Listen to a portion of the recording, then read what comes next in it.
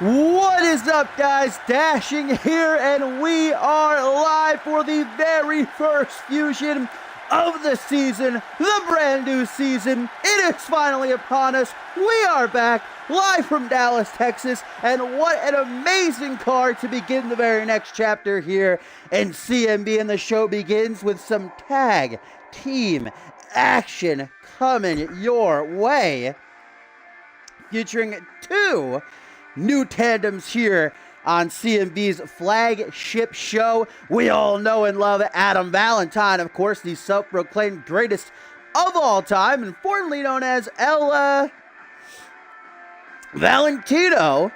Was actually the end of last season. He took his mask off and revealed to the world, shocking me, I could not believe it, and I believe many in the CMV universe, that he was playing the part of El Valentino for so long. But now he is back as himself, and he has brought under his wing newcomer Dax Harris as they team up to take on, I cannot wait, Terry Sherman has made his long-awaited return to CMV. A lot of people probably don't remember him, but those who do know him as the Real G. And he's not the only Real G anymore, because we've got some Real G's in the house, as he is backed up by former Unmatched superstar Byron Elliott, who we have not seen in many moons. The two of them looking to make their impact in the Fusion Tag Team division. Of course, we know the Fusion Tag Team titles are being brought back, and the new champions will be crowned. They are, of course, currently vacant. Will be crowned in 3 weeks. November the 11th at the first Fusion pay-per-view of the season, Retaliation. So both of these teams looking to insert themselves into that championship match surely, but only one team can impress the general manager Yuri Sokolov here with the very first match of the season. And here they come. Adam Valentine, of course, there on the right, and rookie Dax Harris to his left. Every single season, we've got an influx of tag teams. Of course, we've got a lot of new ones here on Fusion. Some new ones on NGW as well. Of course, tomorrow, guys, the first episode of NGW this season, and some new teams on Genesis as well, which will be on Friday, as always.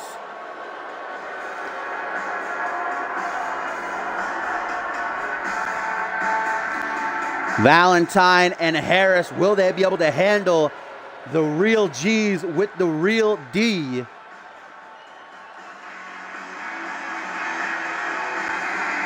Adam Valentine certainly getting into the best shape possible heading into this season. So there we go. Valentine and protege Harris, and here they come. Are you ready? The Real G's about to enter the Fusion Arena, and they are already garnering the support of the CMV universe. What is in Byron's cup? What's in that cup? Oh, don't tell me Terry Sherman's about to do it. Don't tell me T-Dog gonna mix it up. Terry Sherman mixing it up. Byron Elliott bringing the cup. Super private. The Real G's arriving on Monday Night Fusion.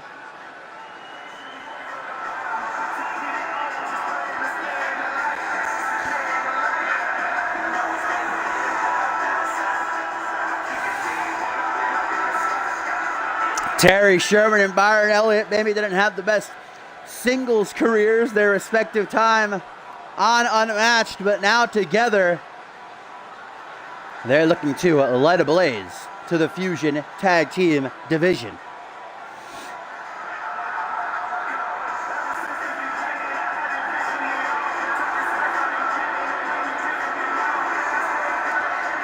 Byron Elliott has got that. Oh my God! Look how high the knees go! Alright, now that it's been put in the mixer, it is time to find out These two could definitely deliver on their dancing moves, but can they deliver in the ring? What's up, Tim? And Joey, hello. So here we go, very first match of the season, my friends. And Adam Valentine's going to start things off against Terry Sherman. Terry Sherman already trying to almost reason with Adam Valentine. Not a great start. He's going to be taken out with a suplex neck breaker.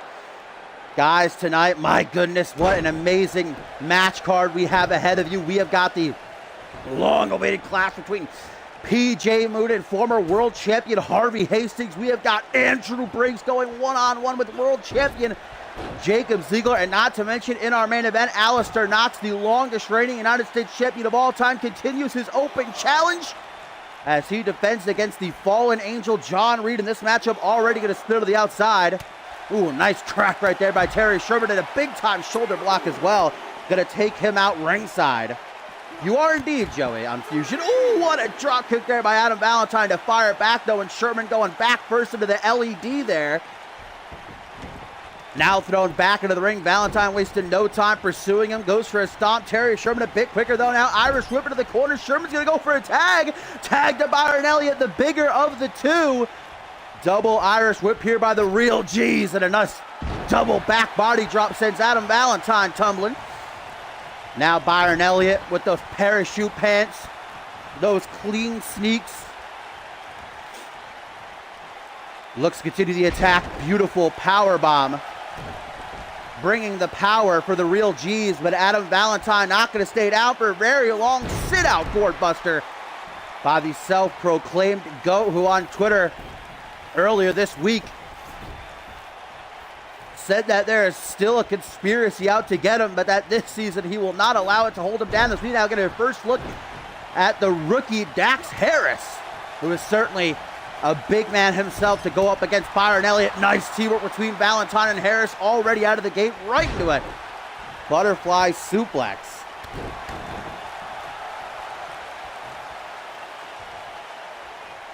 How dare you insult the parachute pants of Byron Elliott? You know how much he paid for those pants? All right? I guarantee you it is in the 20s, all right? Now it's Byron who looks for a tag, or maybe not, just staring intimately into the eyes here of Dax Harris. I mean, Dax Harris does have a pretty great beard. Out of the corner, goes for a vertical suplex. Looks like he's having a bit of a trouble. There we go. Gets him on the second attempt. Simple but effective by Dax, with a hot tag by Byron Elliott to Terry Sherman. To Terry, I should say. The real G with the real D. Oh, look at that, though. Calf crusher by Dax Harris, targeting the leg of Terry Sherman now as he bends the rules in his favor with this choke. Drags him now. Oh, goes for a pin. Doesn't even get a 1 count. Rolls out of the ring. We see that Byron Elliott is still recuperating. It's up to Terry Sherman here. Kick to the midsection now. Brings him back up to his feet. Looks like Sherman couldn't get Harris off his feet. Was trying for a power move, man. What a DDT that was. Harris goes to the pin. 1. Only a 1 count, though. Stomp now to the back of the head. I'm certainly impressed with Dax Harris so far. Looking very forward to what he can bring into this season alongside Adam Valentine. But who is going to win the very first match of the season? It looks like it might be Valentine and Harris, as Dax is setting up for the end. Kick to the midsection, though, caught by Sherman, and turns it into a single leg Boston Crab, putting some serious pressure on that lower back, but Harris not looking to stick around for very long. Beautiful reversal by the rookie, as now he's looking for a tag to mentor, you could say, Adam Valentine. Terry Sherman trying to get the hell out of Dodge, maybe make a hot tag to Byron Elliott, but he's going to get stopped dead in his tracks by Valentine. Knee to the back of the head, busting Sherman wide open. Now bringing up to his feet. Bleeding badly. Of course, Murphy returning as our referee for Monday Night Fusion, unfortunately. Perry White will not be joining us on NGW or Genesis anymore. Beautiful pop-up cutter there by Adam Valentine. Doesn't keep Terry Sherman down for very long, though. Goes, ooh! Scottish sickle by Valentine. Not Scottish, I believe, but still a devastating Enzu lariat. Byron Elliott makes the save, though. Valentine's very upset about that, but Dax Harris going to take care of the problem. Irish whip down to the corner. Ooh, crack to the jaw. There's the clothesline by Valentine. Chops him down. Could that be enough? 1, 2, 3. It is. Adam Valentine picks up the win for he and Dax Harris. Adam Valentine and Dax Harris knock off the real G's here in the very first match of the season after that brutal clothesline by the self-proclaimed GOAT and Byron Elliott. Well, he did get back up to the apron, but he didn't make the save. He could have at least tried, but great tag team action. Surely a preview of what is to come in the division this season, but Valentine Harris making a strong case that they should be in the Fusion Tag Team title match in 3 weeks at Retaliation.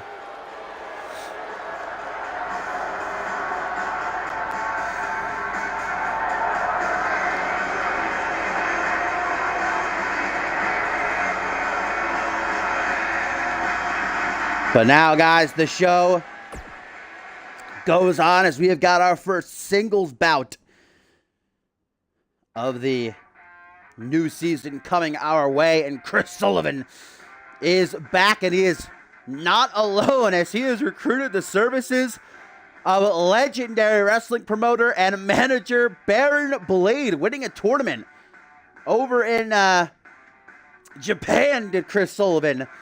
The Baron Blade Invitational to receive his services for free.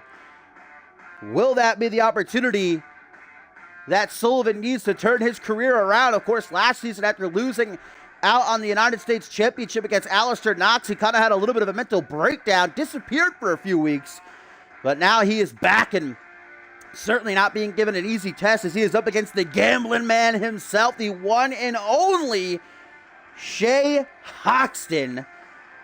Shay Hoxton, of course, debuting just a few months before the end of last season and with a very clear goal in mind to save Monday Night Fusion and rebuild it in his image. Was having a bit of a spat with Voice Vindy the last few weeks of the season, losing twice to Vindy. Of course, if you ask him, he beat Vindy. But let the record show, indeed, that Hoxton did lose. Just don't ask him, because he'll tell you otherwise. But we'll see if Hoxton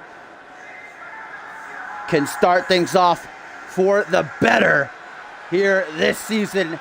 He is up against a part of the inaugural Trios Champions and two-time Trios Champion, Chris Sullivan. And how will Mr. Blade play into this matchup? We'll have to wait and see.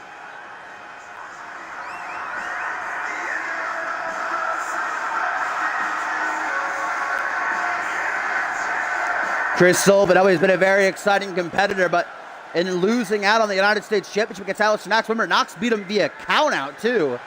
Sullivan kind of just lost it a little bit. Saw that as maybe a last opportunity to climb the ladder here on Fusion. This is going to be a test for the Boston native. And there he is. Oh, looking as fresh as ever in this red getup. I'm sure there are a lot of people placing their bets on Hoxton for this one.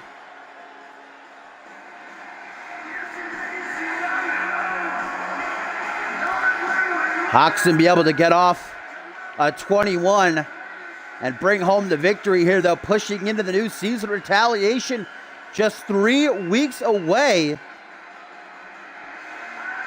Hoxton, in a short time here on Fusion, has certainly already garnered a plentiful amount of adversaries. See if Chris Sullivan becomes yet another after this match is said and done.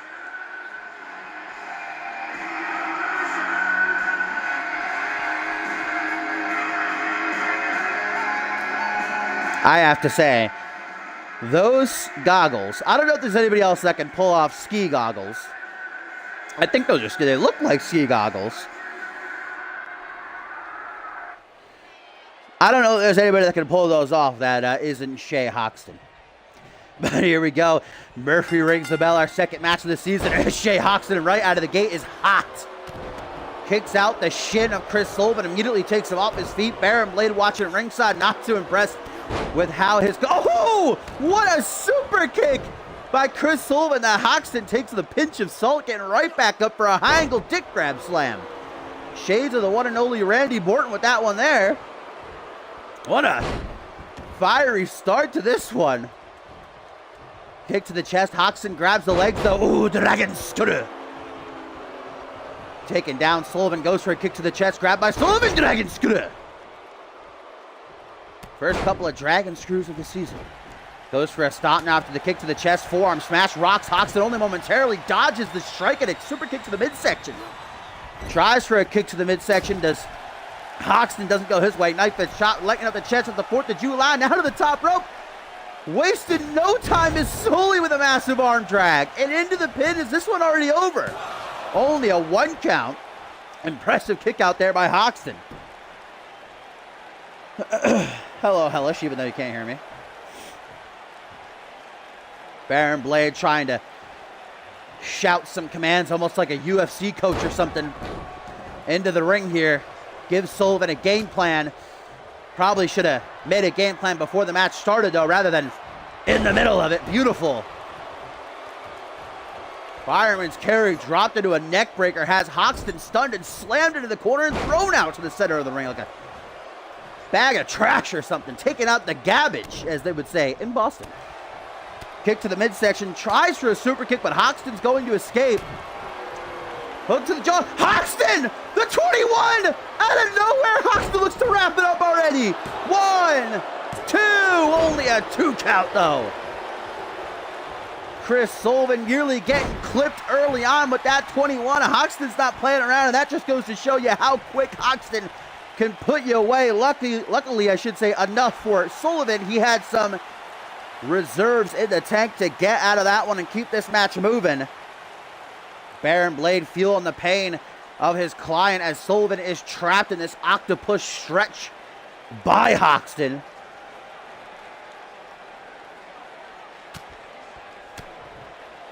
Escapes to Sully, a part of the inaugural Trios Champions, 2-time Trios Champion.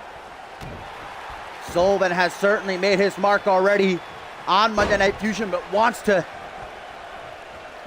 carve a path as a singles competitor. He had that shot a few weeks ago against Alistair Knox, but Knox took him out. Nice reversal by Sullivan, I gotta say. That was beautiful. And now Hoxton is in big time trouble. Kick to the midsection. What's Sullivan going for here? Oh! Like a blockbuster. 1, 2, only a 2 count. Mamma mia, that was beautiful. Such velocity as well. Great torque behind that. I'm surprised Hoxton was able to escape. Hoxton now going into desperation mode almost. The match just about slipping away from him moments ago. Jawbreaker distance created. Sullivan going in for the kill. Grabs him by the back of the head. Gonna lead him up against the ropes. What the hell is Sully going for here? Nothing good, I can tell you that much. Knocks Hoxton to the outside, and Sullivan making his way with a nasty suicide dive. Gonna throw Hoxton. Gonna try to throw Hoxton back into the ring, but Hoxton shaking off the cobwebs quickly, trying to get back into this matchup, this highly competitive, quick-paced match. Hoxton says, fuck this shit. Not about battle on the outside. Blows a kiss. And gets a flatliner for his troubles. I don't know if that was so smart for Hoxton.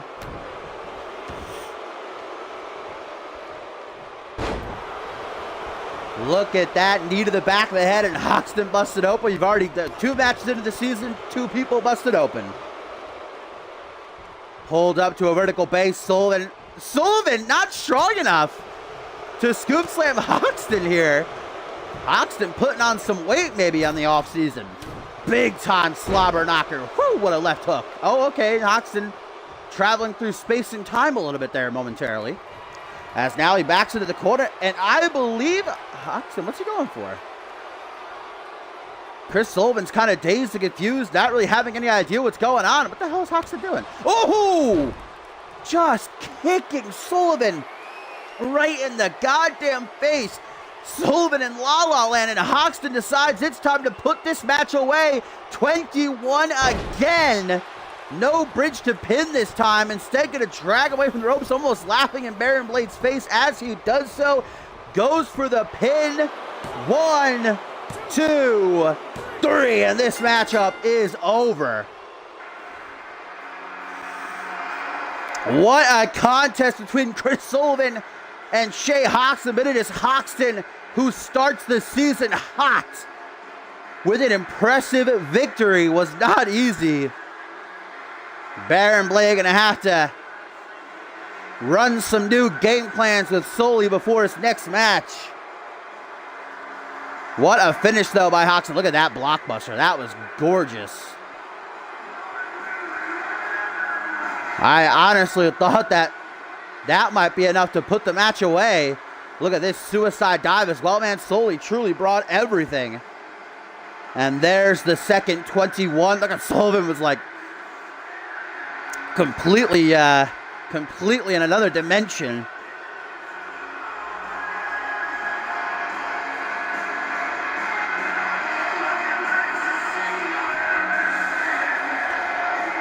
Shay Hoxton wearing some wounds of war as Baron Blade checks on his client.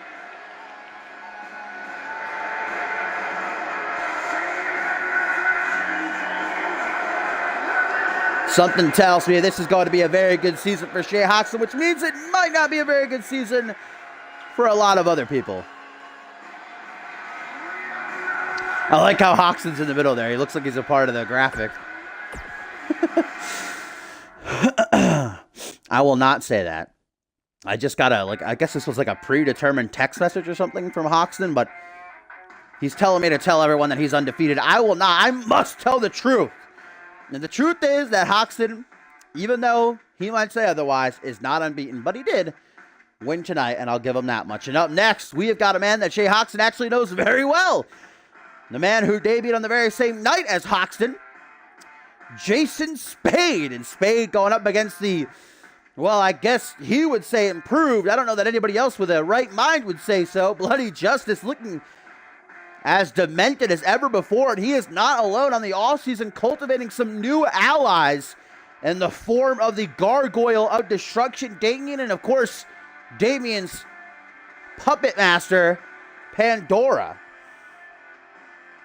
Will Jason Spade be able to handle the might of the undead here in this one?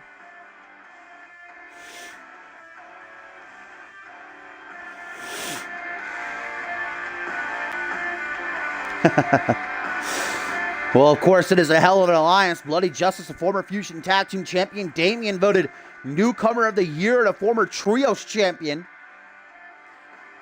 But Damien and Pandora are just going to be at BJ's back for this one. Jason Spade all by his lonesome.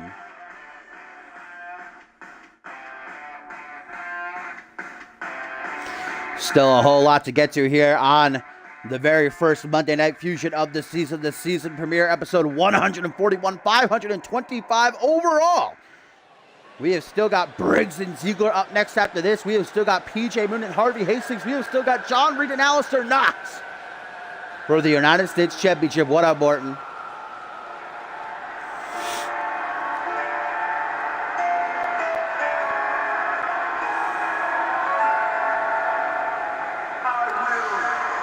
Bloody Justice certainly looking to bring the deletion to Monday Night Fusion this season, but he can't do it alone. And that is why he has recruited the services of the massive being known as Damien. You can't even see Pandora right now. She's behind BJ. There she is.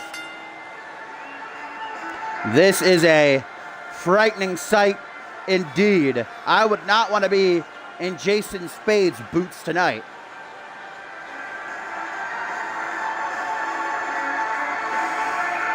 Look at the size of Damien.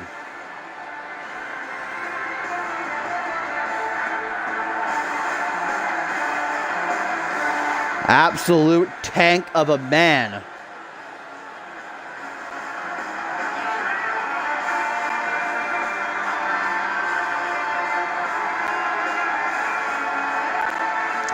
Pandora, of course, as she always does, pulling the strings in the back. Twisted, you saucy devil.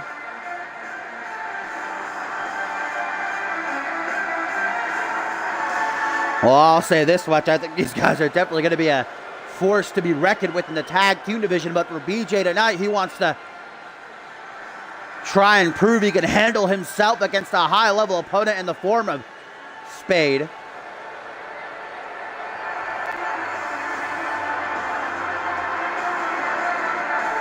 Pandora just going nuts here, letting her freak flag fly. Well, now Damien and Pandora are going to have to leave the ring. Hopefully they don't get involved at ringside for what could be a very promising confrontation between Bloody Justice and this man, the purveyor of many Lansenberg lobotomies. Will he be delivering one tonight, though? The world-renowned, highly skilled Jason Spade joined at the very same time that Hoxton did last season with a very simple goal, said that everyone is going to be on his list here in CMV. He's starting from the bottom, looking to work his way up to the top. End of last season, it was looking a bit rough for Spade. He did pick up a win on the season finale, the last fusion of the season. Let's see if he can carry that momentum with him into the next chapter here on Monday Night Fusion.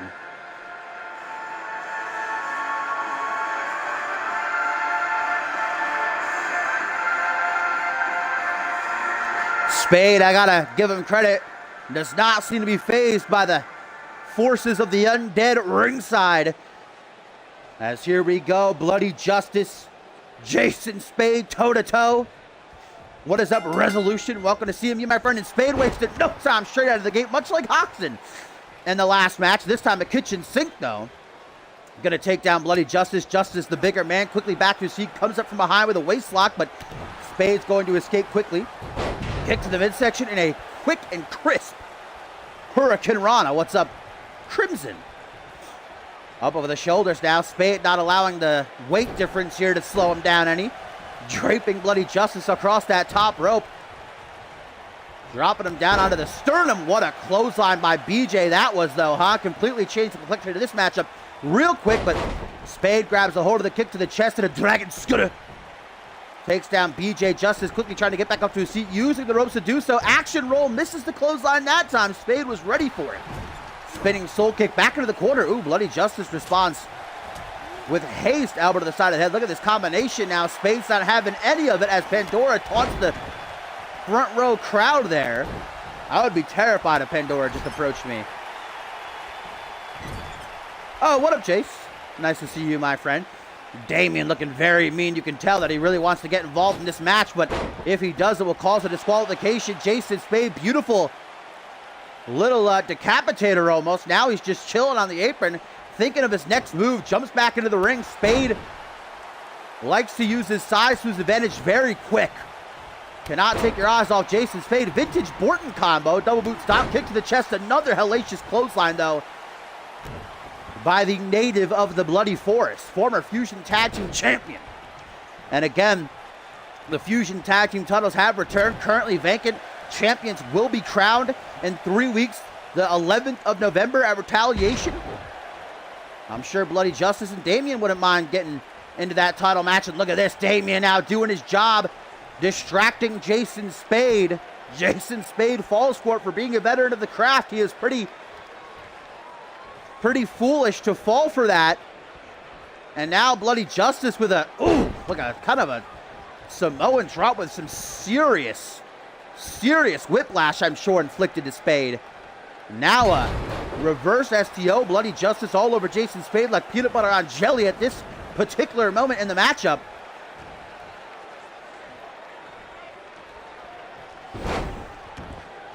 Snapping the arm there. Bloody Justice is firmly in control now ever since Damien caused the distraction to give BJ the upper hand. Jason Spade's got to do something. He's got to do something quick in order to swing the momentum back in his favor. Justice now after that vertical suplex going for a lateral press pin. Only a 1 count. Luckily, Spade stays in it. Tries for a stop to the back of the head. Spade gets out of the way, but he's not quick enough to dodge that kick to the midsection. Beautiful takedown by Bloody Justice. Side headlock initiated, not allowing Spade to escape. Spade escapes, though. And Bloody Justice is feeling that the energy coursing through his veins. He wants to make this season his. Looking to delete Jason Spade tonight, the first of many. Jason Spade, though, pulling himself out of the fire. Leaning, oh no, just throwing Justice out of the ring. Had enough of this shit. Eliminated from the Royal Rumble, if you will. And Jason Spade now, I guess, just wanted to take a breather. And he certainly has the opportunity to do so now. Beckoning for Bloody Justice to rejoin him in the ring. Spade, this is a very great strategy, I'd say. Giving himself some time to recuperate, get some gas back in the tank, if you will. But now he's going to the outside to collect BJ. Tries to lift him up, and that's a mistake. Justice probably has a good, maybe 25, maybe even 30 pounds here on Jason Spade. Spade back into the ring. Bloody Justice follows through quickly. Spade's waiting for him from behind. Escapes, so does BJ. Stomp to the quad. Justice punch to the back of the head. Ooh, and what a disgusting Enzu lariat. 1, 2. Only a 2 count, though. Spade just barely surviving. Can he get back into it, though? Not if Bloody Justice has anything to say about it. Looking to deliver an earth-shattering. I thought he was going to go for a spider bomb, but instead we get a swinging reverse STO. I don't remember the name of it, though. Hook of the leg. Not a 3 count, however. I believe it's Sister Joy, I want to say. Bloody Justice approached me backstage earlier tonight. He said, "You better not get my finisher name wrong, or I will delete you." Well, it looks like I'm going to be deleted. Rest in peace. Oh, the Lansenberg lobotomy. I looked at the chat for 1 second. Spade into the pin. Where the hell did that come from? And the 3 count. And that is why you never count Jason Spade out. Even I looked over for just 1 second, and Spade with the Lansenberg lobotomy taking out Bloody Justice just when it looked like he was going to take the dive. How impressive was that? Bloody Justice didn't see it coming. I didn't see it coming. My goodness.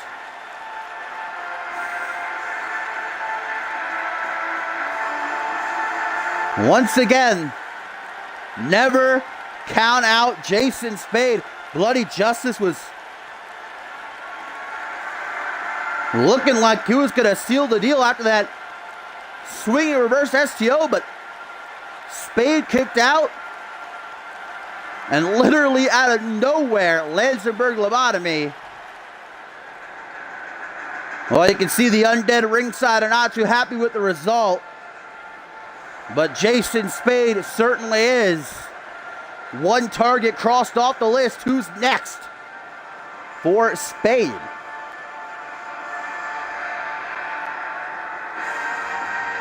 Well, it looks like Spade might have someone in mind. Pointing to the ramp, maybe someone backstage subliminally getting a warning from Spade here.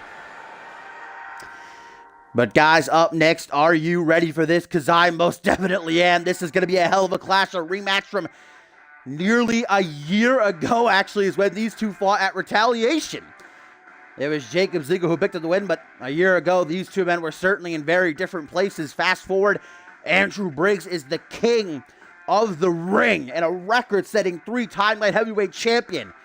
He's going to be standing across the ring from the pride of Scotland, the man who finally holds in his hands that CMV Undisputed Championship. A 3-year journey, the boyhood dream came true, became a reality last season when Jacob Ziegler at Battle Scars defeated Harvey Hastings with his career on the line to capture the championship. But Ziegler's time to celebrate, of course, did not last long after what transpired with Pierre Thompson. And then getting the news, of course, that in just 3 weeks at Retaliation, Ziggler will be making his first defense against none other than the game changer, Schmitty.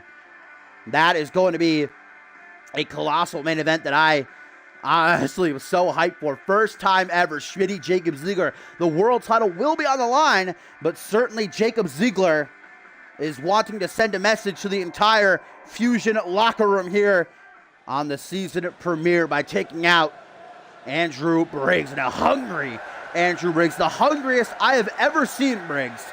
Of course, finally ridding himself of Matt Devious after months and months and months of mental and physical torment at the hands of Devious. Kicked him off of Fusion, sent him to Genesis at Battle Scars. Now Andrew Briggs is free to focus on the future. And for Briggs, the future is that championship that Jacob Ziggler has fit snug around his waist. Yo, what's up, Dynamic? You beautiful little Irish butterfly. I don't know. Are there butterflies in Ireland? I have to imagine so. Are you even Irish? I don't know. So, I saw that you did a tweet earlier, but I missed it. If you do post it again. I believe I saw a tweet from Harvey Hastings, but got lost in the shuffle here.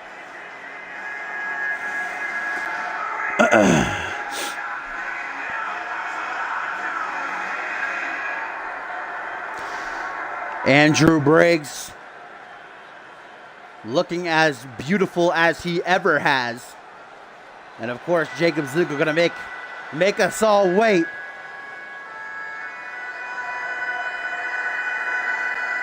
There he is, the pride of Scotland, the CMV undisputed world heavyweight champion with CMV's crown jewel in tow. Ziggler put it all on the line at Battle Scars. His career, his livelihood, in order to capture that championship.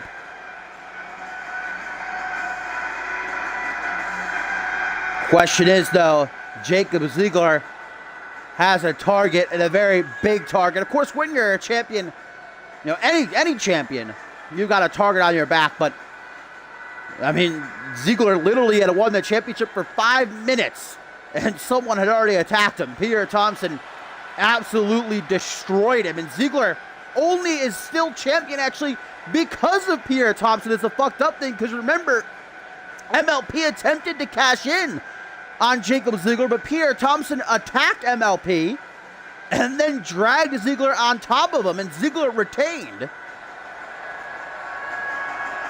Now Ziggler's time in the sun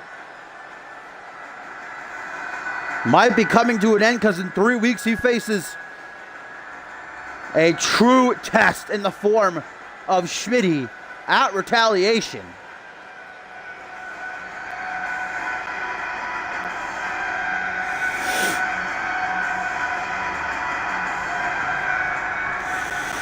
So here we go, King of the Ring, Andrew Briggs up against the world's heavyweight champion, Jacob Ziggler. Very first episode of Fusion this season. What a colossal bout. And still so much to get to as well. I mean, to think we still have the highly anticipated first time ever collision between PJ Moon and Harvey Hastings. We've still got in the main event, guys. John Reed challenging Alistair Knox for the United States Championship. Knox on a historic run currently, just 2 defenses away from tying Ryan Kent for the most defenses of any championship in CMV history. If he defends tonight and then he manages to defend one more time, he will be tied with Ryan Kent. Alistair Knox already the longest reigning United States champion of all time. But of course, we'll get more to that as the main event comes our way. Early on, Jacob Ziggler is looking very strong against Andrew Briggs. We make it a vintage Ziggler. Yes, buckle bomb by the pride of Scotland.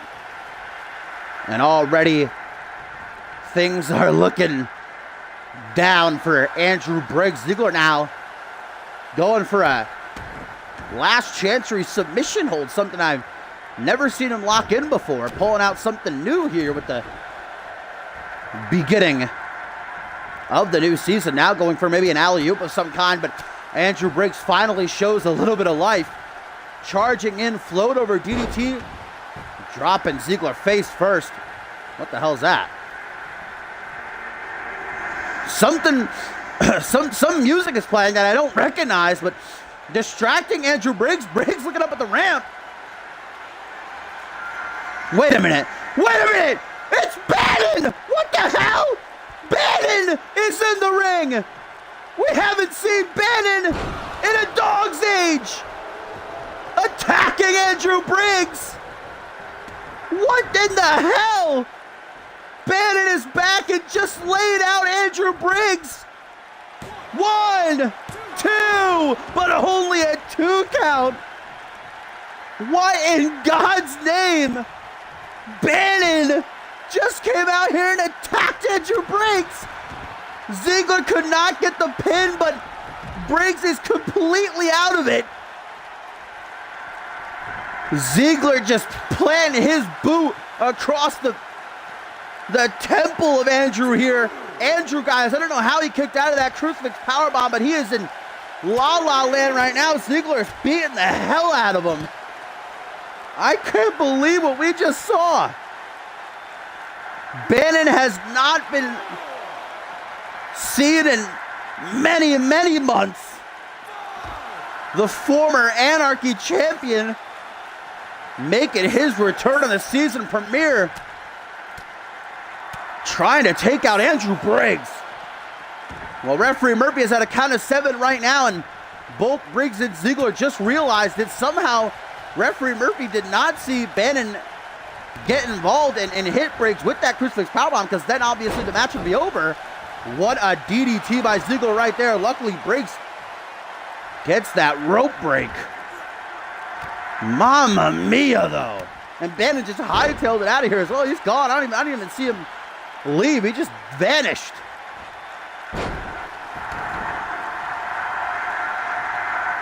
And Briggs, guys, I mean, even before Bannon got involved, he wasn't looking too hot. Now I think it's just academic at this point. Ziggler with these educated knees, these strikes, and look at Ziggler bragging now as well. Well, Briggs is trying to get into it. And I gotta respect that. I've always respected the competitive edge of Andrew Briggs, the never say die attitude, never quitting, but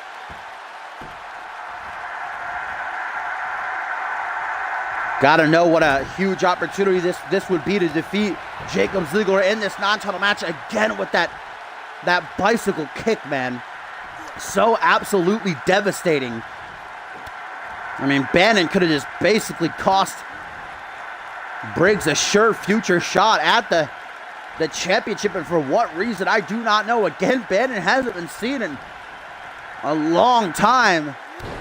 I mean, what a better place to return than the season premiere, but why attack Andrew Briggs? I have no earthly idea, but I do have an earthly idea of what's happening here.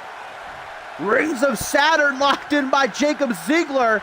The world champion even bending his own arm in a weird way just to get the right positioning on Briggs. Briggs not sticking around for very long, however.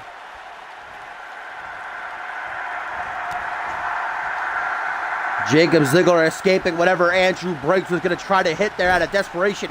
Now into the corner, Jacob Ziggler slowly but surely approaches it for the second time in this matchup, going for that lethal buckle bomb, a maneuver that could easily, if landed a certain way, break a person's back.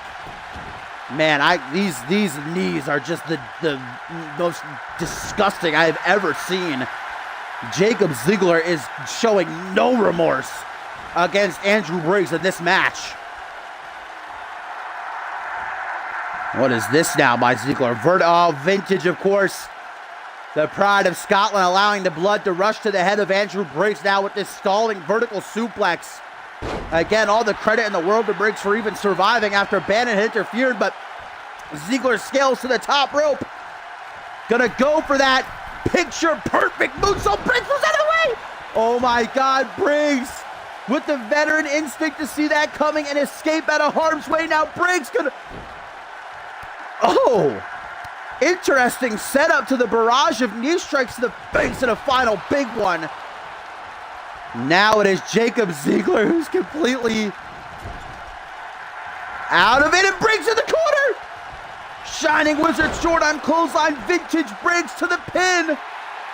1, 2, 3. Oh my God, what? Andrew Briggs. What? Andrew Briggs has just defeated Jacob Ziegler, even after an interference by Bannon. Holy shit. What a turn of events. One tiny mishap, one little screw up by Ziegler was all that it took. Right here, Ziegler went for his moonsault, missed. Ziegler followed up by taking a barrage of knees to the face, finishing with Briggs' patented Shining Wizard clothesline combo, and Andrew Briggs has just cleanly defeated the world champion. But the question still remains. Bannon is back. Why the hell did he attack Andrew Briggs? Another question, how the hell did Andrew Briggs win that match? Well, I can tell you someone who's happy with that result, and that's Schmitty, seeing a chink in Ziegler's armor. My God. Holy shit. What a match that was. A lot of ongoings, a lot of ups and downs. Quite the roller coaster ride.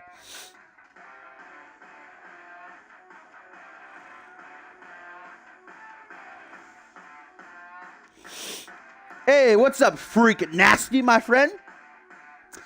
How are you doing? Glad to make your acquaintance. Welcome to CMV. And we are live for the very first episode of the season, the series premiere. What is this? Season 1, 2, 3, 4, 5, 6. Season 6 this is.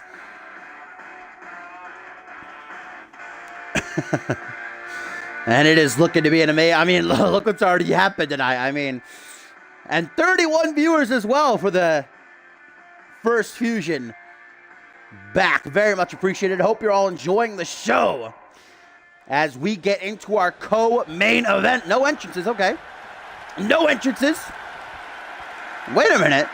We're scheduled to see Logan Hale back in action, making his return, taking on Shanaz and Dodie, but Shay Hoxton, who we saw earlier tonight defeat Chris Sullivan in a highly competitive matchup. What the hell is Hoxton doing back out here? Gotta turn off subtitles, Rip and Beast.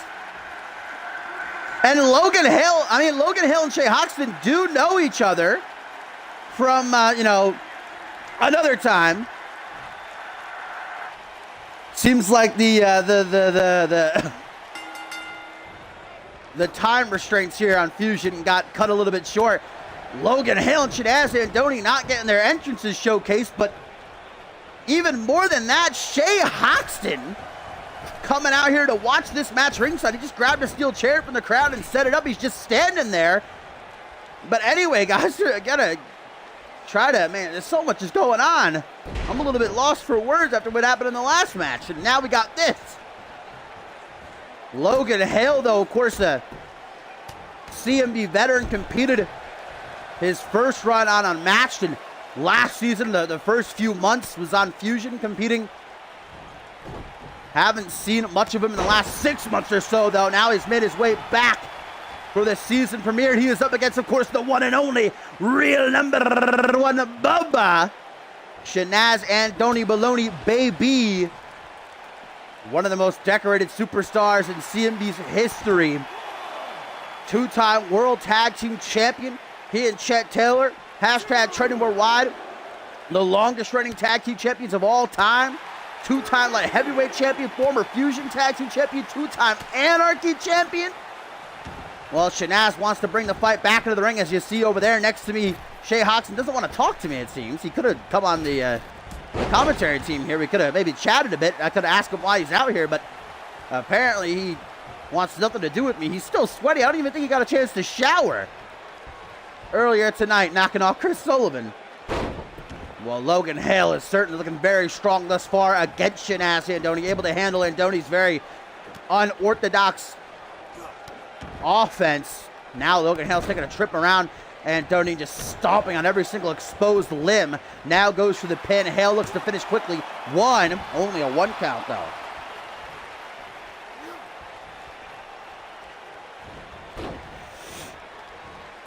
Oh, wow, look at Logan Hale. Wow, those are open palm strikes as well. And Hale is coming out here, not playing around, not very worried, it would seem, about the health of Shanaz Andoni.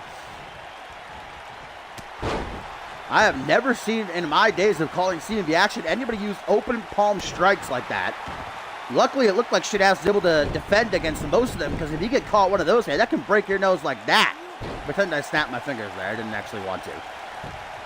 But easily if one of those got through at the right angle, Shanaz's nose would have been gonzo. Turned to dust. Dragon Screw by Logan Hale. Deadly competitor around the world. Like I said, he and Shay Hoxton do have a little bit of a history. They know each other from... Oh! And wow! Hale just hit a 21! I think that was specifically just for Mr. Hoxton, who's still here watching at ringside. And Logan Hale has completely been dominating this matchup for the last 5 minutes or so, just having his way with shit. That was... Mwah. That was gorgeous. Now an Irish Whipper to the corner, Shanaz. But look at this, Jay Hoxton grabbing the attention of Logan Hale. Is this wise? Hale getting caught up in the moment. Hoxton getting in Hale's face. Look at Shanaz, ever the opportunist, cracking Logan Hale right in the face. But Shay Hoxton didn't actually get personally involved, so the match is going to continue. No disqualification here. And now Hoxton, the job is done, I guess, because now he's leaving to the back. Why? I have no idea why Hoxton had decided to come out here and make another enemy in the form of the returning Logan Hale, but he has done just that and won a super kick. Shay Hoxton may have very well just handed Andoni the victory in this matchup on a silver platter. Logan Hale not quitting so easy, though. Hale should quite honestly know better than to have fallen for Hoxton's tricks, and look at those hips. They don't lie. Oh, shit. Well, Shanaz took a shot in the dark. I'll give him that much. Ooh. Inverted leg drop bulldog. Where should... Oh, and Shanaz with the Kinshasa. 1, 2. Only a 2 count, though, man. Impressive kick out there by Logan Hale. Rebounds off the ropes. A little bit of a jumping... Was that like a frog splash, kind of? Like I said, the unorthodox offense of Shanaz Andoni always apparent in his matches, sliding shin strike. And now while Murphy checks on Logan Hale, who has been busted open, Shanaz never one to shy away from bending the rules in his favor. I'll tell you this much, the match has completely changed pace. It was all Logan Hale before the distraction by Hoxton. Now Shanaz has been dominating.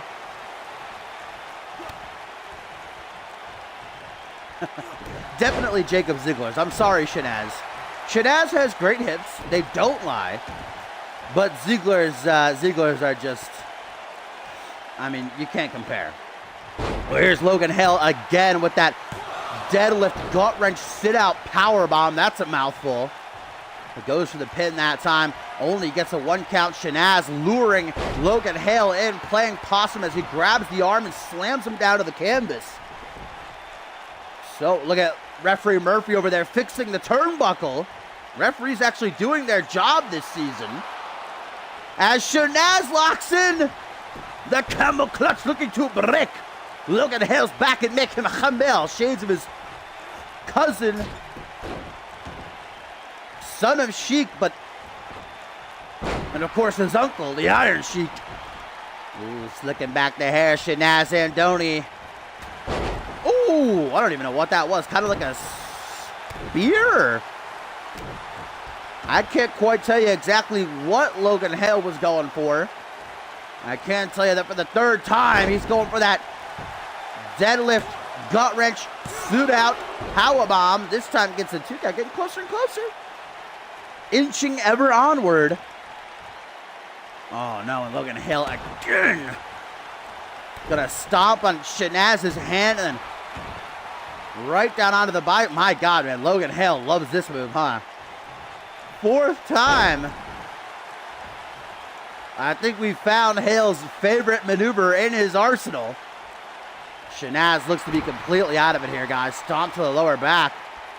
Oh, Logan Hale locking in a camel clutch. Didn't last too long, though, as Shanaz was able to get a rope break. Good call by referee Murphy. Now a scoop. Ooh, what's going on there?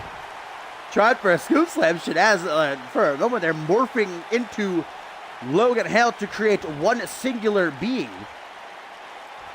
Now Shanaz, I don't even know what this is. Kind of like a surfboard stretch variation, I suppose. Then turns it into a pin. 1, 2. Only a 2 count. Imagine if Hale got caught up with that. What a match this has turned into. You could almost forget that Hoxton had made a distraction earlier. I don't know what's up with everyone. Randomly coming out, trying to start some ish. First Bannon, then Hoxton. Nice takedown by Andoni, targeting the knee of Logan Hale. Logan Hale does love his strikes, especially his kicks, so wise for Andoni to go for the knee, but that super kick might be the deal breaker. Only a 2 count. Andoni can't seem to believe it. Looking over at me, I don't know what to tell you. Oh my God. Andoni took off the opposite top turnbuckle, and Murphy put it back on. Now Shanaz taking off the other one. Will he actually get a chance to use it this time? Locking in a reverse chin lock. Looking to keep Logan Hale grounded while Shanaz thinks of a game plan. I don't think Andoni expected to make it this far. Shanaz is a, outside of CMV, outside of the wrestling world, has many of businesses, chicken leashing and coal mines. Oh, but here we go. There ain't going to be no rope break this time for Logan Hale. Middle of the ring. The camel clutch is locked in vintage 2K. Hello. Yeah, hi. Bye. Break of the flow of the match momentarily, but now Logan Hale taps! Shanaz Andoni is victorious here on the season premiere, and a large chunk of that has got to be attributed to Shay Hoxton. Shanaz Andoni locking in the maneuver that's made his family famous. Camel clutch, and Logan Hale forced to tap out the first submission of the season. But again, Shay Hoxton having a hand to play in this result.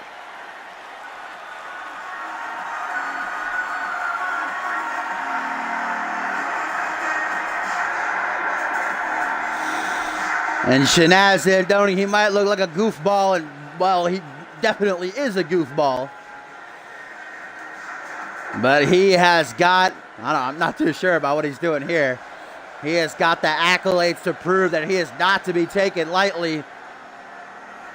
And just in case anybody still did, he proved furthermore why he is a legitimate threat with that victory right there.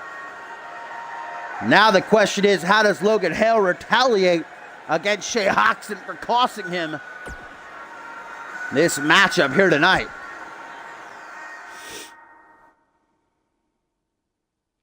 But now, my beautiful, beautiful, beautiful little baby boys. I totally forgot that this match is happening. I thought that was the co-main event. My bad. How could I, though?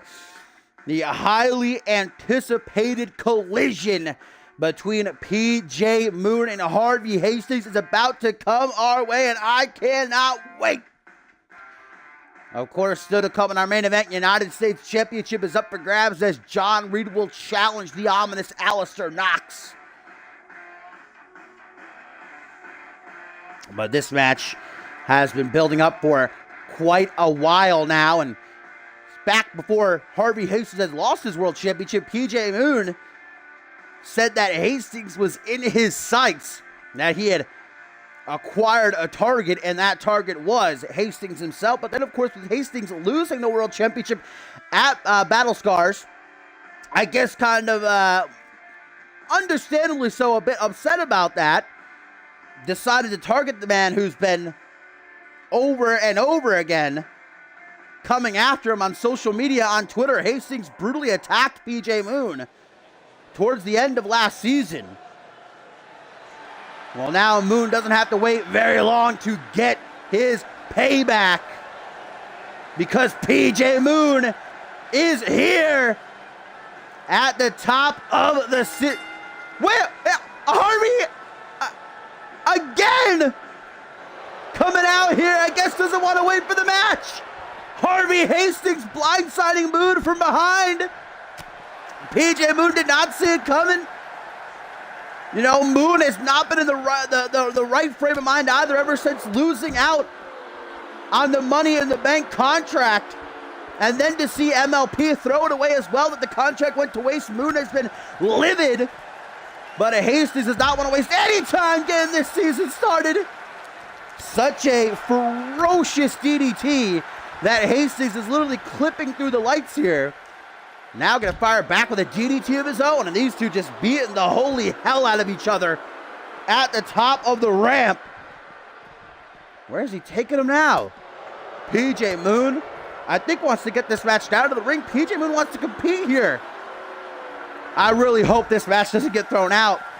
I was looking forward to actually seeing it, but it looks like Hastings has another idea in mind. But PJ Moon says deuces. Not about this life. Moon running down to the ring. I believe if they make it to the ring, because Murphy's there, if Hastings actually enters the ring, I think this match can still go on. We'll have to hear from Murphy, see what he decides. Yes, Murphy rings the bell. This match is happening. It did not get run out. It did not get thrown out, I should say. Harvey Hastings attacking PJ Moon as he was making his entrance, but Murphy showing some leniency for the season premiere. This match has begun. And Hastings keeping his grip on PJ Moon, targeting the arm here. We know Hastings is a submission expert. You do not want to let him start tearing into a limb like this. Moon can't seem to find a way to escape, though. Moon's still got his entrance attire on. He's wearing glasses. He's got like a jacket here. Hastings not even giving him a second to disrobe, to actually get into his wrestling gear here. Corkscrew neckbreaker, though, and now Moon gonna get the opportunity as he blows a kiss down to Hastings to remove his entrance garb. And now PJ is prepared.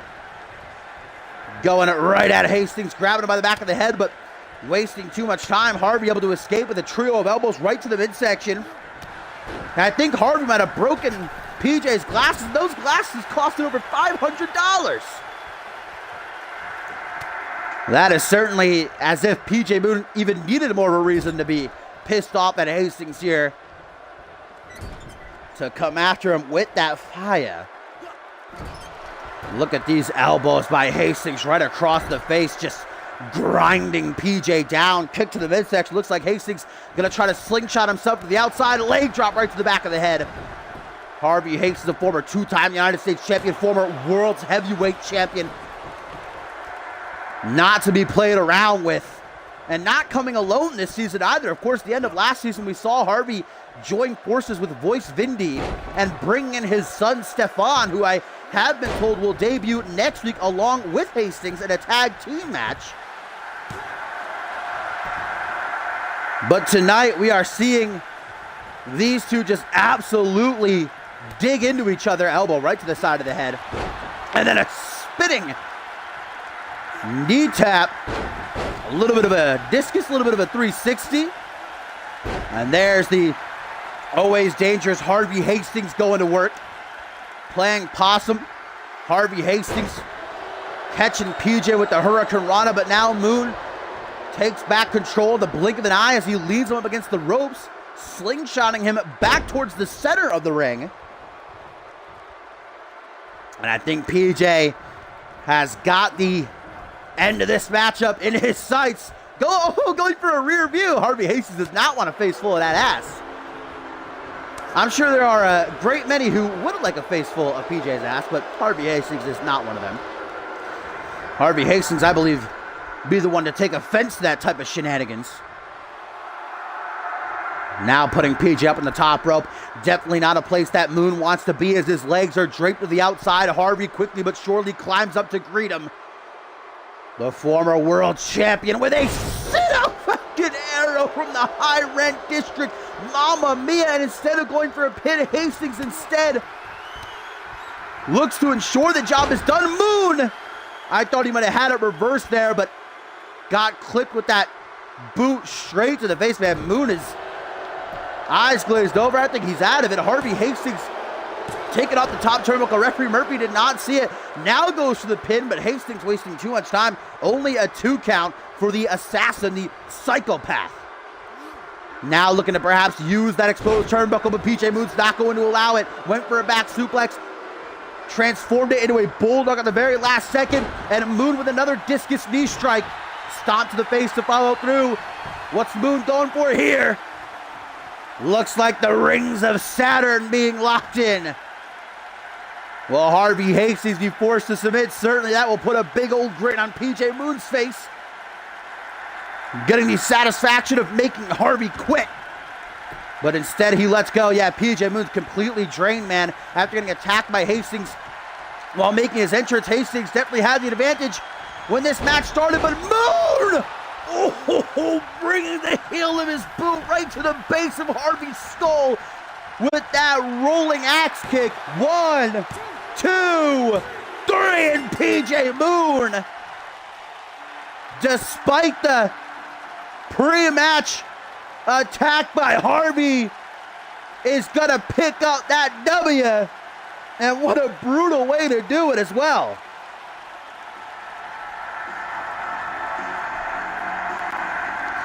Right here, I think that, it clipped him in the chest, not the face.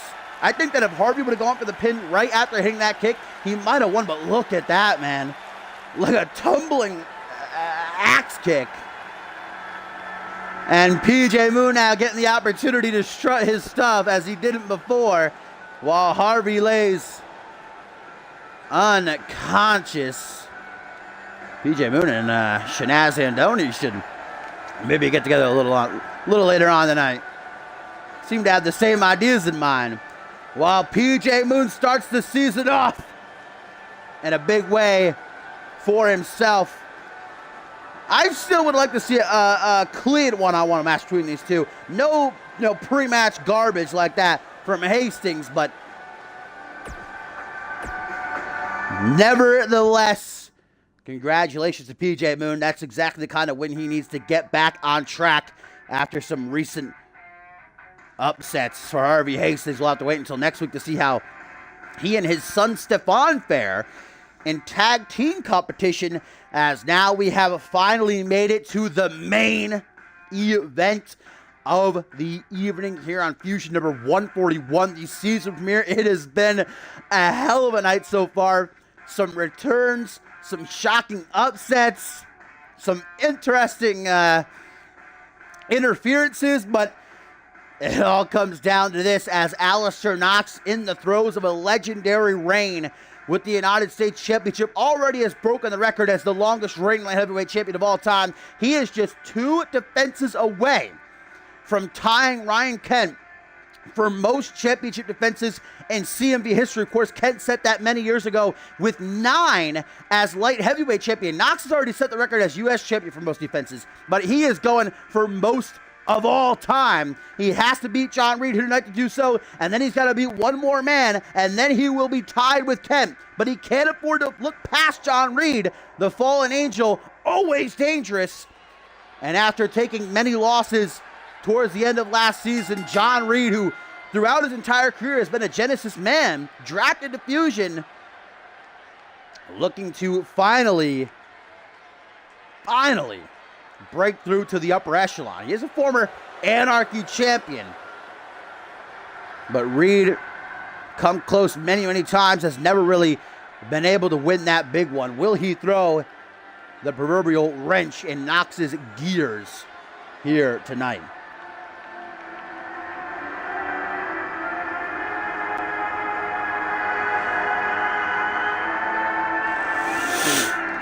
Yeah, so far tonight, for those who are maybe just joining us, the top of the show, we had Adam Valentine and Dax Harris knock off the Real G's. Then we saw Shay Hoxton defeat Chris Sullivan. We had, what was after that?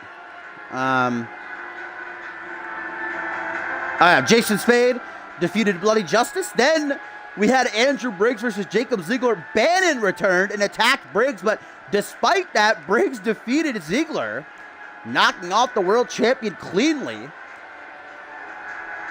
Then we had Logan Hale battling Shinaz Andoni. Shay Hoxton came out, distracted Logan Hale, which led to Andoni picking up the win. And of course, we just saw PJ Moon defeat Harvey Hastings. But main event time, and John Reed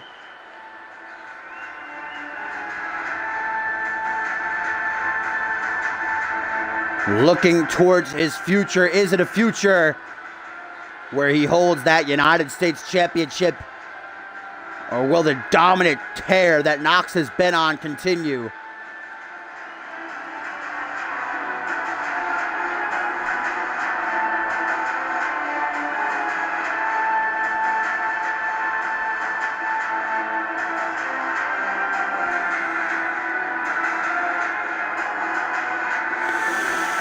Well, you can certainly tell that John Reed is focused, as prepared as he possibly can be. You know, this is interesting for Knox because Knox was scheduled to defend against MF3 here tonight, Maurice Fisher III, but Maurice, having some traveling issues, wasn't able to make it here tonight, so John Reed was slated in at the very last second. Could that be the thing that throws Knox off?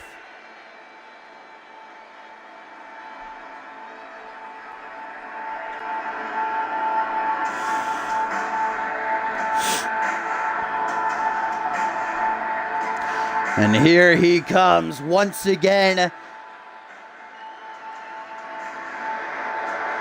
making his presence felt. The ominous Alistair Knox is back to claim more souls this season. A man who has only been beaten a handful of times, literally a handful of times. I don't even think he has 5 losses. But many men, giants, cruiserweights, technicians, powerhouses, have fallen at his hands.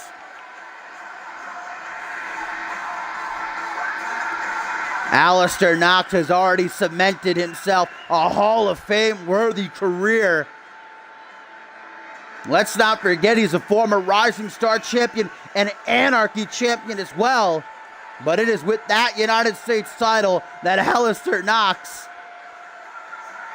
has nearly beaten the entire Fusion roster.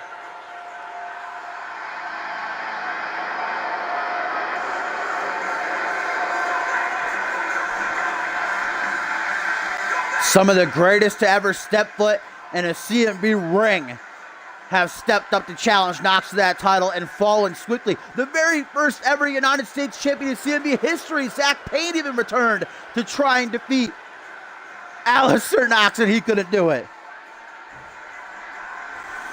Could John Reed be the one? We are about to find out. The wait is over. One of the most prestigious titles, certainly in CMV history, going to be decided as John Reed just mean mugging Alistair Knox, not taking his eyes off him or the belt. Ooh, getting a little wave of boos there. Seems like there's not a lot of support behind John Reed. And, well, I mean, if you're a betting man, Shay Hoxton would probably be putting his money on Alistair Knox, as would many people in the CMV universe. Honestly, I think if I had to bet, as would I. And nothing against John Reed, but it's Alistair Knox, and that's really all you got to say. Will John Reed shock us all, though? As Knox hands the championship off to Murphy. Murphy shows it to John Reed. John Reed nods his head. And it's an interesting thing to note. Remember before how I mentioned that John Reed is a former Anarchy champion, as is Alistair Knox. Last season at SummerSlam, John Reed defeated Alistair Knox and Chris Andrews in a triple threat to win the Anarchy championship. Can John Reed take a title from Alistair Knox again? Starts off strong.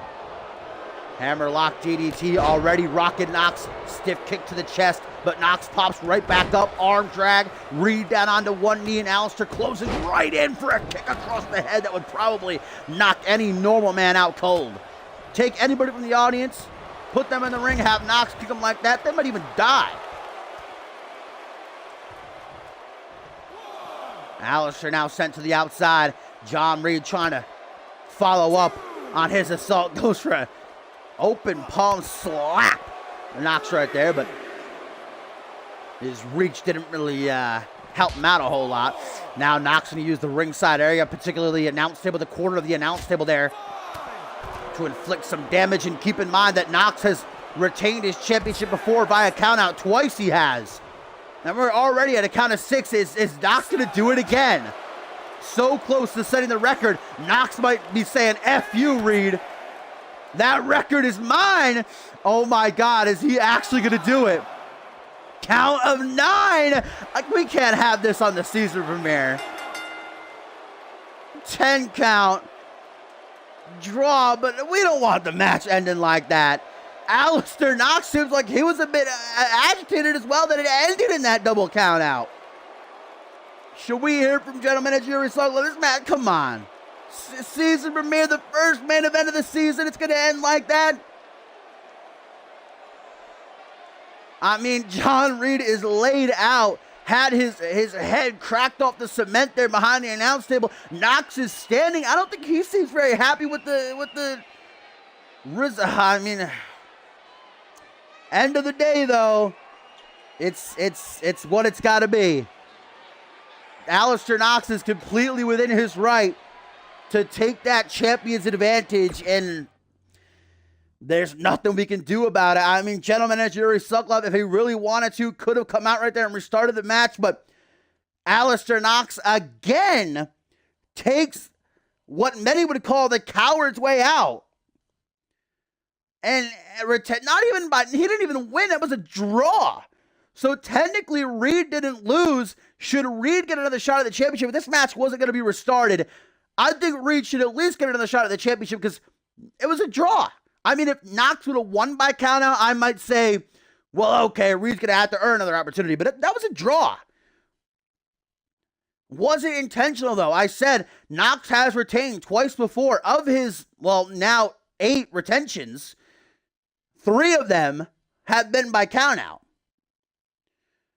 So, question is, what happens next? One more defense, guys. And next week, Knox will be defending his United States Championship, keeping the weekly challenge, open challenge going. So who's going to step up next week? If Knox gets one more defense, he will tie Ryan Kent for the most championship retentions in CMV history. But for John Reed, the season not starting very bright. I certainly hope he gets to the shot, guys, but don't go anywhere, because this season, the live events have returned. I do think we have some news alerts, though, there.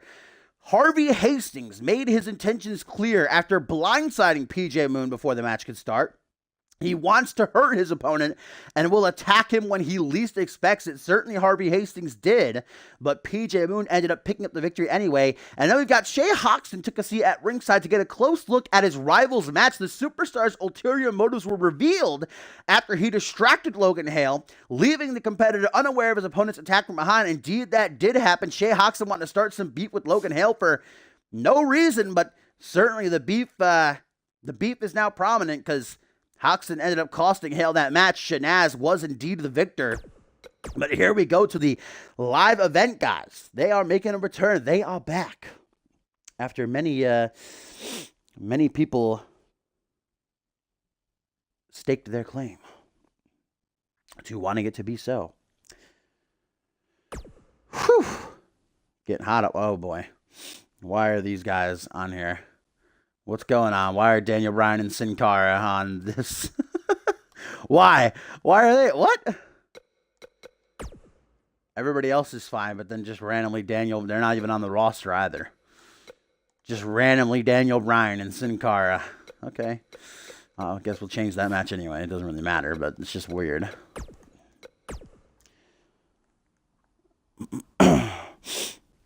And I actually thought it would be fun. We're only going to play one match in the live event, by the way. We're simming the first two. We're only going to play the main event. But I thought it would be fun, instead of doing the winner, to have CMV trivia. And whoever gets the answer right first will get to pick their competitor. So I'm going to do a one-on-one for the live event match. I'm going to do 2 trivia questions. So whoever answers it first is going to get the opportunity to book their call in that match. So here's the first. It's going to be hard. I don't even know if nobody answers this. I guess I just have to do another one because it is pretty hard. I'll admit that much. So CMV trivia. Whoever answers it correctly in the chat first is going to get to book their call. So here it is. Ready? Listen closely. And what match type? Hang on one second. Someone knocking on the door? Oh, no. Okay. I thought someone was knocking on the door. Is someone knocking on the door? Hello? No. Okay. Sorry about that. Here's the question. In what type of match did the very first ever championship change hands in CMV history?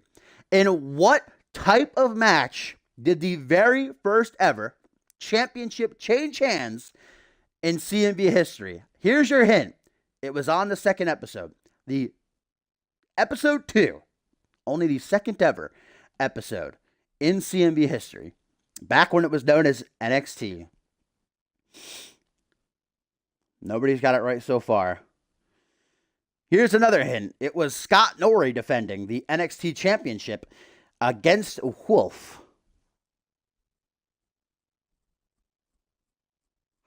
And of course, Wolf did win as the championship changed hands. Nope, nobody still got it right. I'm seeing everything but the match.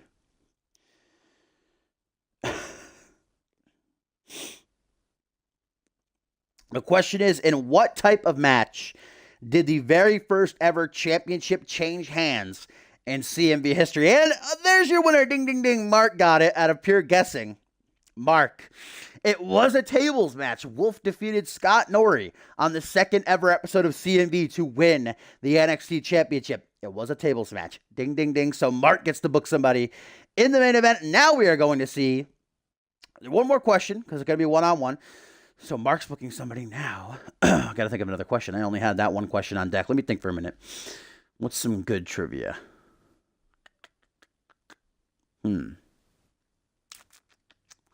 Here's a good one, because I actually said it earlier in the show. So if you were listening to my beautiful commentary, if you were letting my soothing voice calm you during the action, you will get it. Who was the very first ever CMV United States champion? The very first ever CMV United States champion.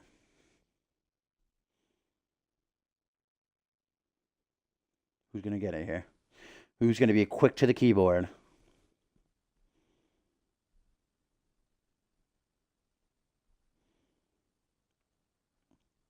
Oh, Tomcat soaring in to grab it.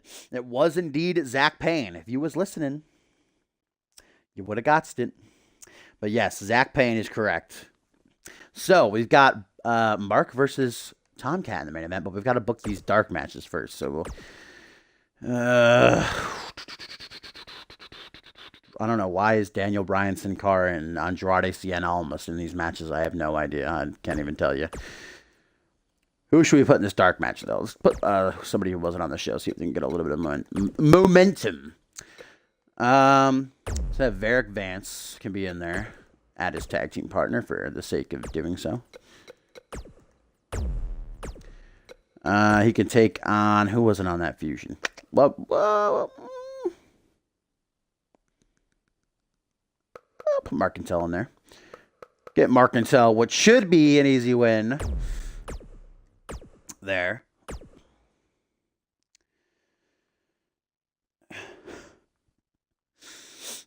Is that the main event of Ascendant 7 Twisted? Sin Cara versus Daniel Bryan. That probably would be a good match, but not in CMV.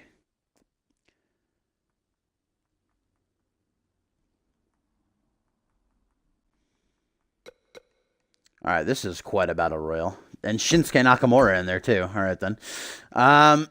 Let's do another one-on-one. I'll put Diaz in a dark match. Get Diaz. Who should he take on? Who wasn't on that first episode? Think for a minute.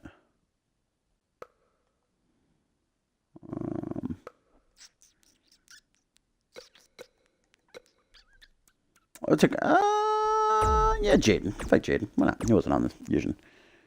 There you go.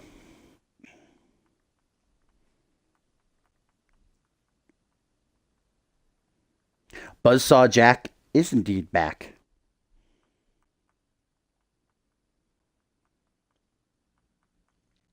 All right, so now, Mark, who is your fighter? It's got to be a fusion bloke, by the way. We are on the fusion live event, so...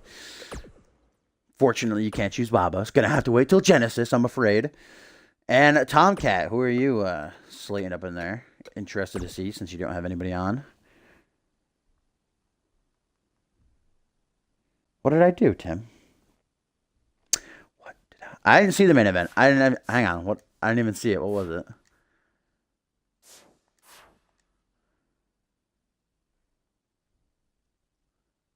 Andrew Bray. Oh my God, that's quite a match. That's like a main event of a pay-per-view worthy there. I don't know that we can have that on a live event.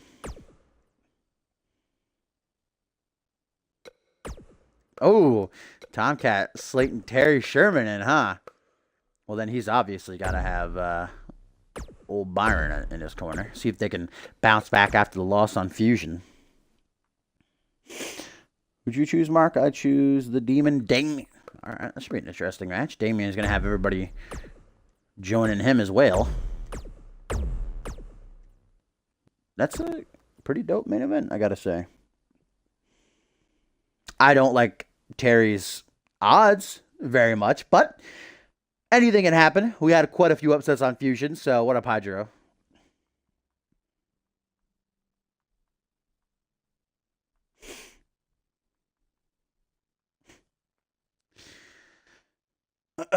Quite a stacked live event, if I do say so myself.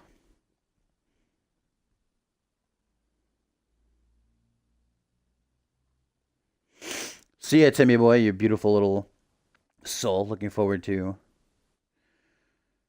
hearing it. Alright, so let's start this bad boy. Let's start this motherfucker.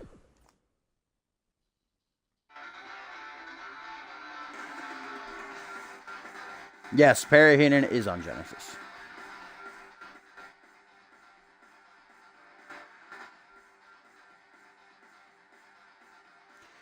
Yes, I do allow... I have the space for managers this year.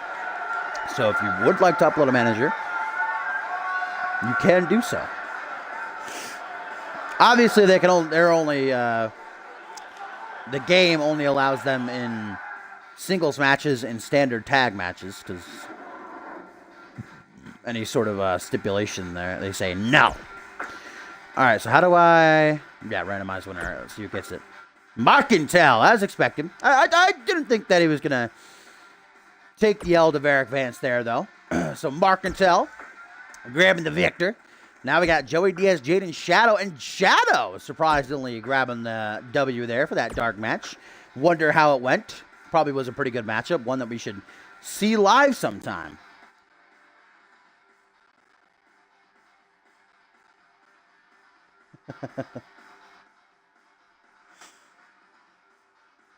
Hoxton won that match in his mind. That match that never happened. But here we go. This is going to be quite a main event here at this live event. Terry Sherman, backed by Byron Elliott, going to be taking on the Gargoyle of Destruction, Damien, of course, at his back, the Undead Pandora, his puppet master, and Bloody Justice. BJ, not so lucky on Fusion, taking that loss to Jason Spade, but Terry Sherman and Byron Elliott also were defeated, so one of these men is going to get the chance to garner a bit of momentum.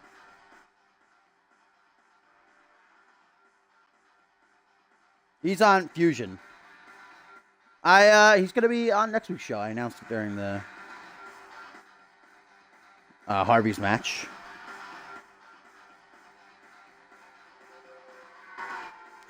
Dun, dun, dun, dun, dun, dun, dun, dun, dun, dun, dun.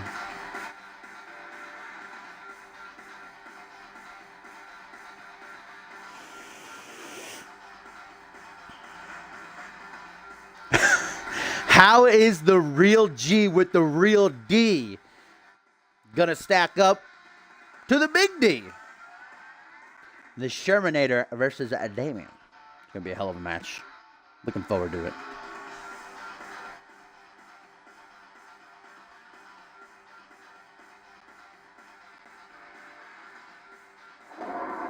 Let's do it to it.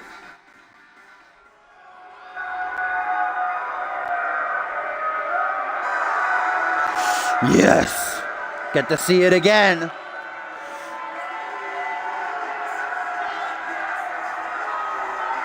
I'ma go hard. Oh, what is in Byron's cup?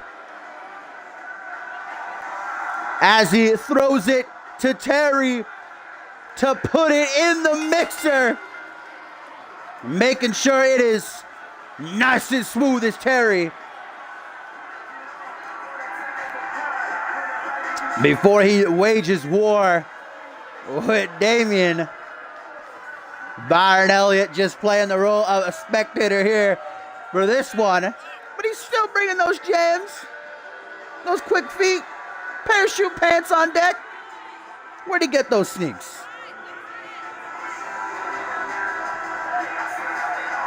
I think many people probably wouldn't give Terry Sherman the greatest of advantages heading into this one.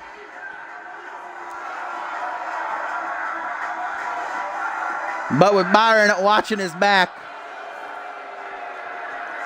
the real G with the real D.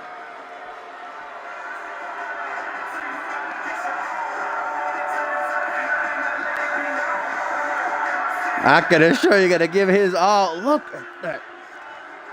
I've never seen a greater running man.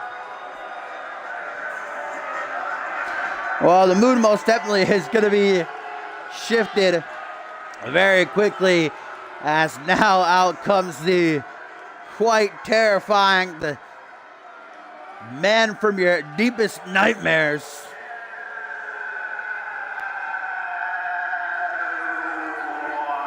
Quite honestly, every single time I see Damien backstage at an event, I just run the other way. I'm not even going to give him the opportunity to spit my oatmeal. And Damien is certainly not coming alone either. Bloody Justice and the Puppet Master Pandora going to be skulking around ringside.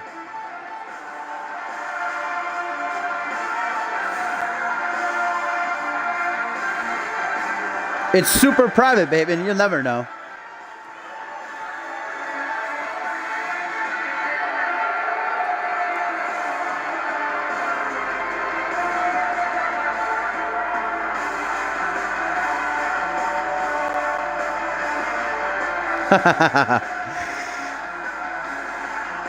Bloody Justice abandoning the goggles for a certainly more sinister look this season. I don't think it's just a look either. I think Bloody Justice has truly transformed into something far more evil than he may have been before.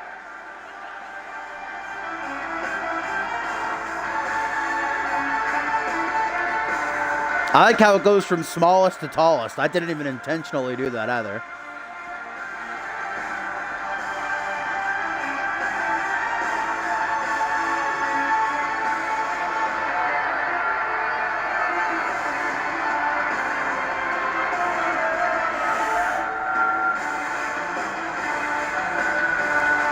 Bloody Justice and Pandora going to take their place at ringside, as is Byron Elliott, as this is Terry Sherman versus the former Trios champion Damien here for the main event of our live event.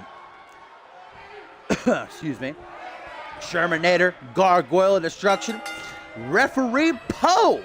Terry's like, nah, fam. Not about this life is Sherman. Calling Damien to the outside. I guess Terry wants to lure Damien into sort of the wrong part of town, if you will. Just hitting Byron Elliott by mistake. Well, now Damien throws Terry back into the ring and let him know he ain't going to be able to run away. That was a great start there.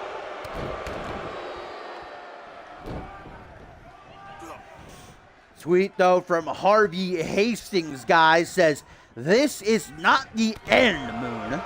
So it seems like that loss Harvey Hastings procured on Fusion not going to make him retreat from pressing matters with PJ Moon, but Terry Sherman certainly showing some strength with that fisherman suplex. Damien not allowing him to bask in the opportunity for very long as he takes back control real quick and nearly sends him falling down on top of Pandora.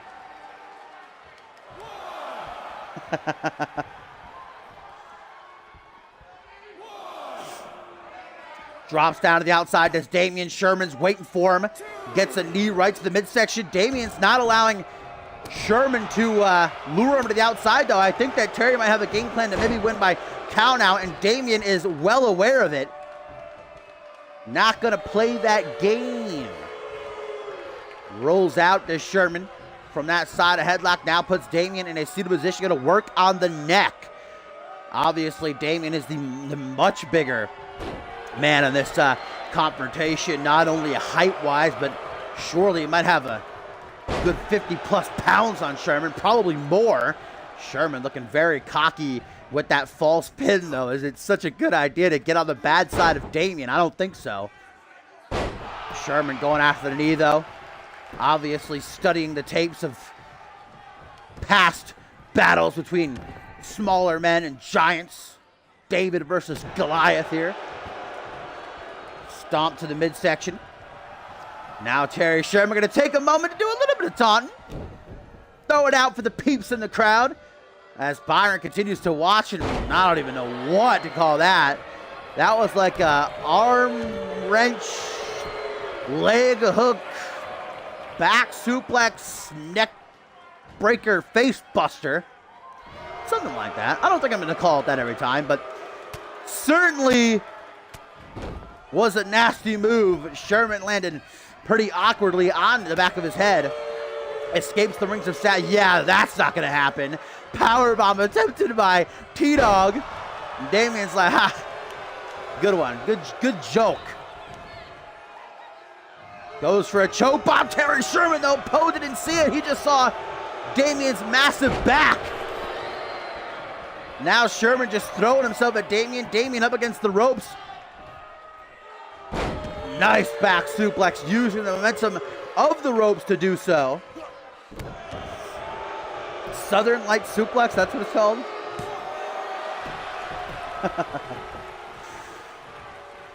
Rolls out of the pin after only the count of one.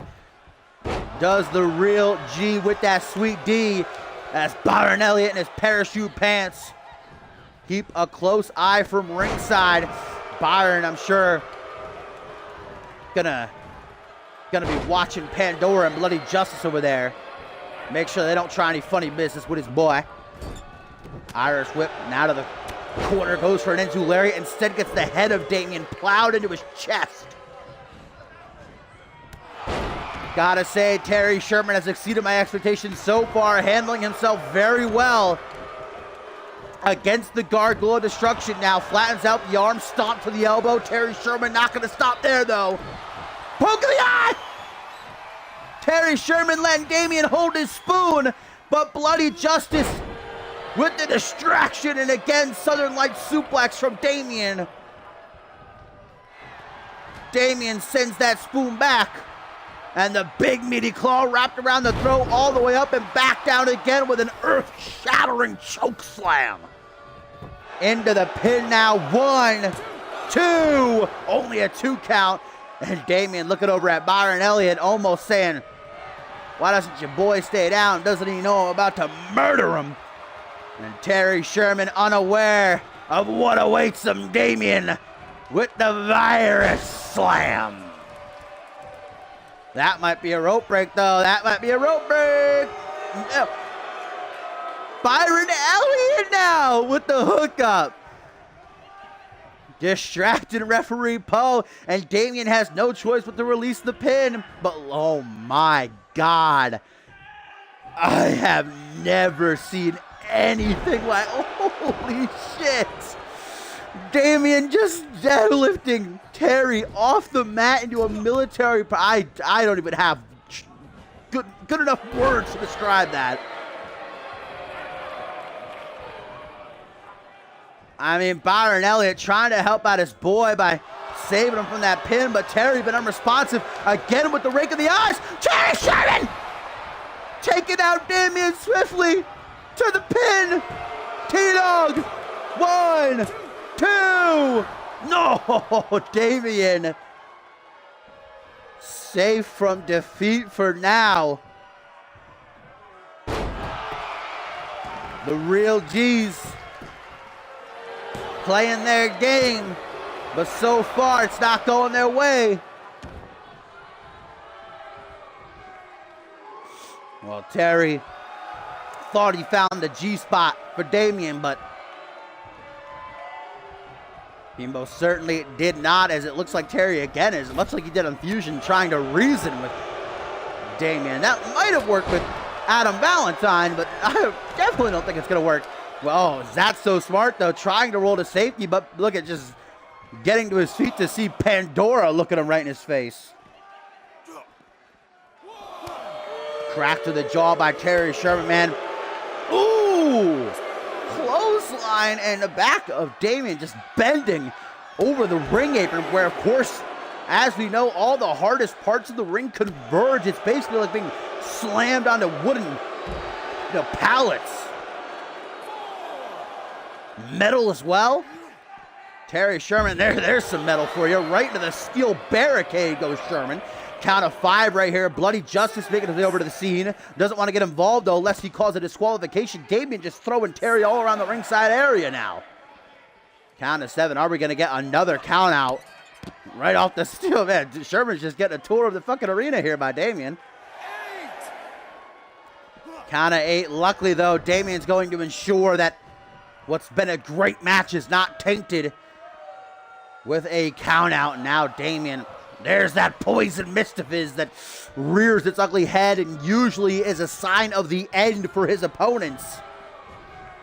Up against the ropes, using the ring as a weapon here against Sherman, who's seeming to be completely done for. I mean, he's not making any defensive maneuvers. Another choke slam, shaking the entire ring, and that's going to be it. 1, 2, 3. Damien is victorious.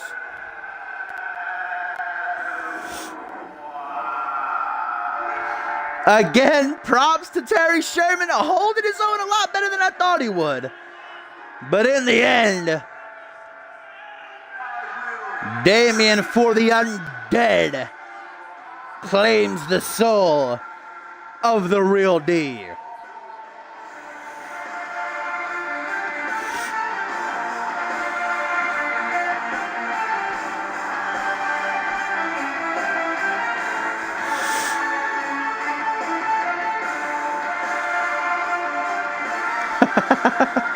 The G-spot right there. I thought he was going to steal it. I was astonished. Maybe he had it for a moment.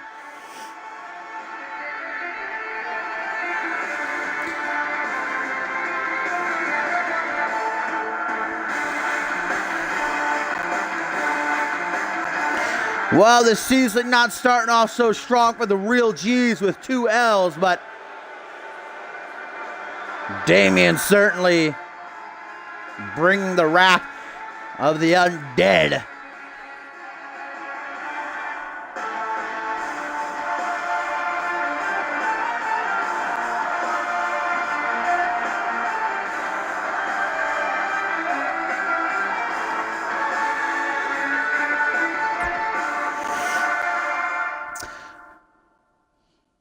Well, my fine feathered friends, thank you so much for joining me for what was a pretty awesome season premiere. Got up to 31 viewers at one point. That was pretty cool to have for our return, but I most definitely hope that you enjoyed it as much as I did. Lots of shit went down.